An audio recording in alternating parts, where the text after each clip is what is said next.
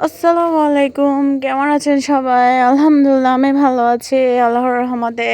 আপনাদের জন্য চলে আসলাম নতুন একটা ব্লগ ভিডিও নিয়ে। আমি তো মাঝে মধ্যে রেসিপির ভিডিও দিই, মাঝে মধ্যে ঘোরাঘুরির ভিডিও দিই। তো আজকে নিয়ে আসলাম আরেকটা ঘোরাঘুরির ভিডিও, ব্লগ ভিডিও। কেমন হয়েছে আমার ভিডিওটা অবশ্যই কমেন্ট করে জানাবেন। তো আজকে আমার ব্লগে থাকছে ছোটো বোনের শ্বশুরবাড়ি থেকে কী খেলাম, কী করলাম, কোথায় গেলাম না গেলাম, এগুলো নিয়ে। কার কার কবুতর ভালো লাগে একটু কমেন্ট করে অবশ্যই জানাবেন। আমার তো কবুতর খুব পছন্দ।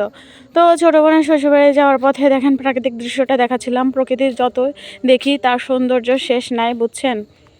প্রকৃতির সৌন্দর্য নিয়ে আমাদের কবিরাও অনেক কবিতা লিখেছেন, অনেক কিছু লিখেছেন, অনেক গল্প লিখেছেন। প্রকৃতি নিয়ে আসলে যতটাই বলি ততটাই কম হবে। তো ছোটো বোনের শ্বশুরবাড়ি যাওয়ার পথে এরকম অনেক প্রাকৃতিক সৌন্দর্য দৃশ্য দেখা যায়। তো ওর শ্বশুরবাড়িতে যাওয়ার পথে আমরা কিছু নাস্তা নিব। আম্মু বলছিল মানে কিছু নেওয়ার দরকার। তো আমরা হচ্ছে গিয়ে ওর জন্য ভাপা পিঠা বানিয়ে নিয়েছিলাম, আমাদের চাটগাঁও ভাষায় ঢু পিঠা বলে। তো ভাপা পিঠা খাওয়ার জন্য শুধু পিঠা নিলে হবে না, পিঠার সাথে তো মিঠা আর দুধও নিতে হবে। তো একটা দোকান থেকে আমি কিছু গুঁড়ো কিনে নিলাম। তারপর হচ্ছে পাশের আরেক দোকান থেকে কিছু ফল ফ্রুটও কিনে নিলাম। সব কিছু কিনে নিয়ে আমরা আবার গাড়িতে উঠে আবার রওনা দিলাম ছোটো বোনের শ্বশুরবাড়ির উদ্দেশ্যে।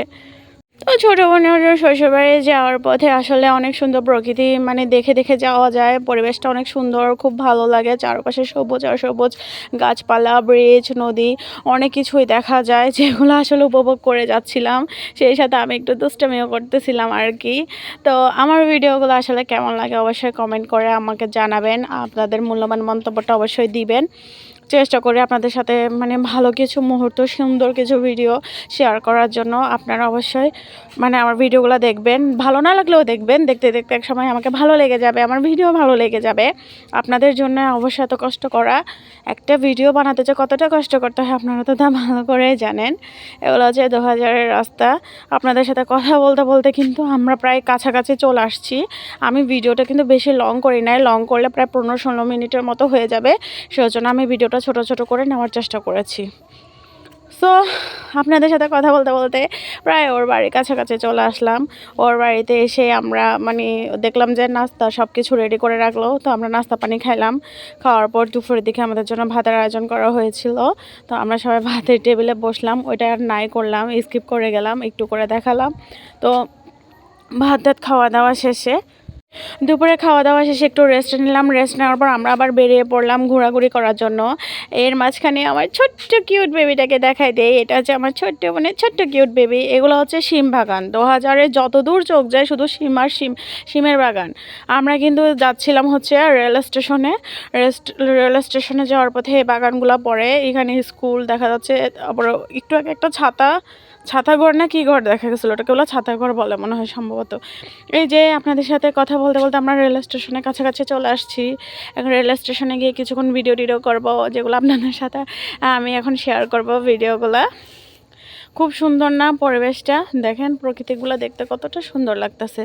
যত দূর চোখ যায় তত দূরই মানে কি বলবো, শুধু সবুজ আর সবুজ। আর এত যে সুন্দর লাগতেছে, আকাশের সৌন্দর্য আর হচ্ছে নিচের সৌন্দর্য মিলে একাকার হয়ে গেল। তো দেখতে দেখতে রেল স্টেশনের মধ্যে চলে আসলাম। এখন রেল স্টেশনটা ঘুরে ঘুরে বেড়াবো আমরা। আমার পাশে একটা ওয়াজ মাহফিল হচ্ছে, হয়তো ওখানে কিছু আওয়াজ আসতেছে, কেউ মনে করবেন না, ক্ষমার দৃষ্টিতে দেখবেন ভয়েসটার জন্য। তো দেখেন রেল স্টেশন কতটা সুন্দর। এখানে হচ্ছে এটা অনেকটা এখন মানুষের জন্য এটাকে কি বলে, একটা ভ্রমণের জায়গার মতো হয়ে গেছে। এখানে দেখেছি অনেক মানুষ ঘুরতে আসছে, বেড়াতে আসছে। মানে এই যে আমার কিউটটা চলে আসছে ভিডিওর মাঝখানে, আবার কিউটি আচ্ছা, সবাই ওর জন্য দোয়া করবেন, আমাদের জন্য দোয়া করবেন। আমরা হাঁটতেছি, এবার রেল স্টেশনে চলে এসে আমরা সিঁড়ি বেয়ে উপর উঠবো। এই যে লাল লাল ইয়াগুলো দেখা যায় না ছাউনির মতো, তো ওখানে উপর উঠে যাচ্ছি সবাই হাঁটতে হাঁটতে। উপর থেকে নিচের ভিডিও নিলাম, নিচ থেকে উপরে ভিডিও নিলাম, এই আর কি। ভিডিও মানে তো এগুলো, তাই না? তো আপনাদের আসলে আমার ভিডিওটা কেমন লাগে প্লিজ কমেন্ট করে অবশ্যই জানাবেন। আমার সাথে থাকবেন, আমাকে ভালোবাসা দিবেন, আমার থেকে ভালোবাসা নেবেন। এর মাঝখানে আমিও কিন্তু অনেক দুষ্টামি করতেছিলাম, অনেক রকম করে ভিডিও করতেছিলাম। তো রেল স্টেশনে আসলে আমরা বেশিক্ষণ থাকি নাই, মানে সন্ধ্যার আগ পর্যন্ত ছিলাম, বেশিক্ষণ ইয়ে করি নাই। উপর থেকে রেল স্টেশনে উপর ওঠার পর ধান বাগানটা দেখতে খুব ভালো লাগতেছিলো, ওটারও একটা ভিডিও নিয়ে নিলাম। তো আসলে রেল স্টেশনটা ঘুরতে ঘুরতে ঘুরতে আমরা চলে আসছি।